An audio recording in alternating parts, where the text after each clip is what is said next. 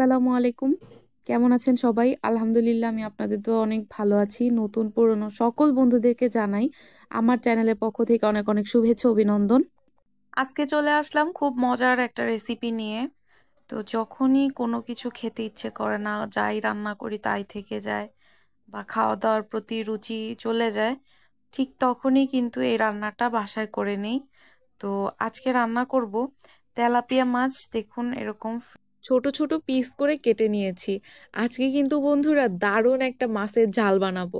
তো এর সাথে কিন্তু আমি আরও দিব স্বাদ বাড়ানোর জন্য ইলিশ শুটকি, লইট্টা শুটকি। কার কার পছন্দ এই রেসিপিটা এবং কাদের কাদের অঞ্চলে এই মাছের ঝাল শুটকি দিয়ে বানানো হয় কমেন্ট করতে কিন্তু একদমই ভুলবেন না। তো মাছগুলো প্রথমে ভালোভাবে টুকরো করে নিয়ে ফ্রেশ করে ধুয়ে দেন আমি নুন, হলুদ, মরিচ এগুলো ম্যারিনেট করে রেখে দিয়েছি। হালকা করে তেলে ভেজে নিব, খুব বেশি ভাজবো না। আর এইখানে যা যা কেটে নিয়েছি দেখুন, পেঁয়াজ কুচি আছে, রসুন কুচি, কাঁচামরিচ স্লাইস করে নিয়েছি। টমেটো তো মাস্ট বি লাগবে যেহেতু মাছের ঝাল। তো রসুন তো নিয়েছি পরিমাণ মতো। সব কিছু রেডি আছে, জাস্ট রান্নাটা চড়িয়ে দিব, এই এতটুকু কাজ বাকি। তো যেহেতু মাছের ঝাল বলে কথা, কাঁচামরিচটাও কিন্তু রাখছি। কাঁচামরিচও দিব, একটু ঝাল ঝাল করে বেশ রান্না করবো। আর এখানে আছে দেখুন ইলিশ শুটকি নিয়েছি একটা স্লাইস, আর আছে লইট্টা শুটকি। এই মাছি দেখছেন, মাছি জ্বালা কিছু করা যাইতেছে না। তো যাই হোক, এগুলো পরিষ্কার করে ধুয়ে তারপর নিব। ইলিশ শুটকি দিয়ে যে কোনো তরকারি রান্না করলে তার যে স্মেল হয়, আরও তো হচ্ছে লইট্টা শুটকি। তো যেই কথা সেই কাজ, চলুন এবার রান্নায় চলে যায়। এগুলো ভালোভাবে ধুয়ে নিতে হবে। তো এবারে আমি কড়াইয়ে তেল গরম করতে দিলাম, মাছগুলো হালকা করে একটু ভেজে নেব, লাল করে, খুব বেশি ভাজবো না। একদম ছোট ছোট সাইজ করে কিন্তু কেটে নিয়েছি। বিশ্বাস করবেন কি না, এই তরকারিটা যখন রান্না করবেন আপনারা পেট ভরে ভাত খাবেন, আর কোনো তরকারির দরকার হবে না। রেসিপি তো শেয়ার করেই দিলাম, বাসায় একবার হলেও ট্রাই করে দেখবেন। খুবই ইজি, যে কোনো মাছ দিয়ে করতে পারেন। আমি এখানে কিন্তু তেলাপিয়া মাছ নিয়েছি, আর হচ্ছে কি একটা রুই মাছের ছিল, মাথা ছিল, সেটাও নিছি। এইবারে আমি রান্নাটা করে নিব। মাছ ভাজা শেষ। রান্না করার জন্য প্রথমে কড়াইয়ে তেল গরম করতে দিলাম, আগে দিয়ে দিলাম টমেটো, কাঁচামরিচ, পরিমাণ মতো রসুন কুচি,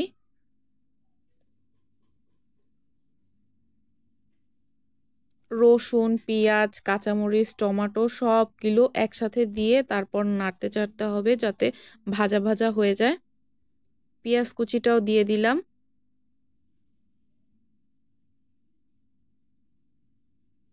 তো এবারে আমি সবগুলো একসাথে ভাজি করে নেব কিছুক্ষণ। তার আগে দিয়ে দিলাম পরিমাণ মতো লবণ। লবণটা আগে দেওয়ার কারণ হচ্ছে আমি যে পেঁয়াজ রসুন এগুলো কুচি করে দিয়েছি আজকে, এগুলো আর ব্লেন্ড করিনি।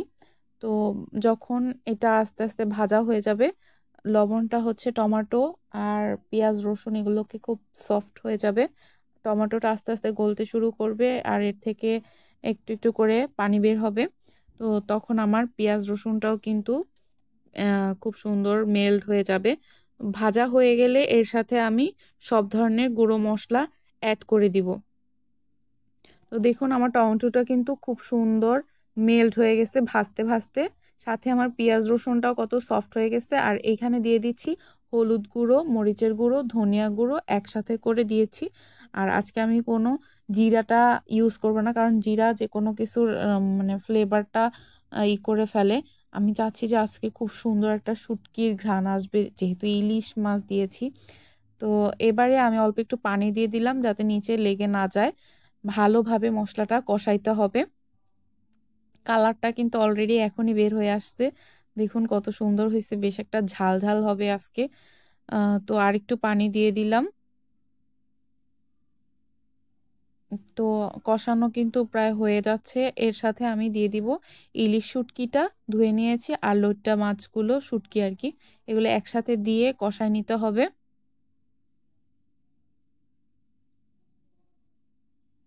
খুবই মজাদার একটা খাবার বন্ধুরা, যদি একবার খান এর স্বাদ কখনো ভুলবেন না আশা করছি। তো বিশ্বাস করবেন কি না, ইলিশ মাছের শুটকিটা দিতে না দিতে এত সুন্দর একটা ঘ্রাণ বের হয়েছে, মনে হয় জানি এখনই কাঁচা খেয়ে ফেলি তরকারিটা। তো যাই হোক, তো এবারে এগুলো একসাথে করে কষিয়ে নিচ্ছি মশলার সাথে।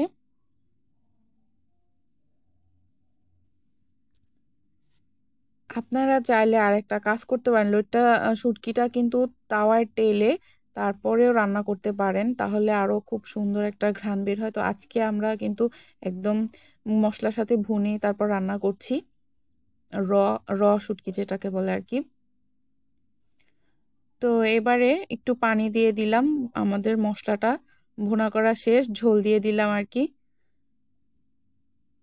একটা ঢাকা চাপা দিয়ে দিলাম, ঝোলটা যখন টকবক করে ফুটবে তখন আমি যে আগে থেকে তেলাপিয়া মাছগুলো ভেজে রেখেছিলাম হালকা তেলে, সেগুলো উপর থেকে দিয়ে দিব।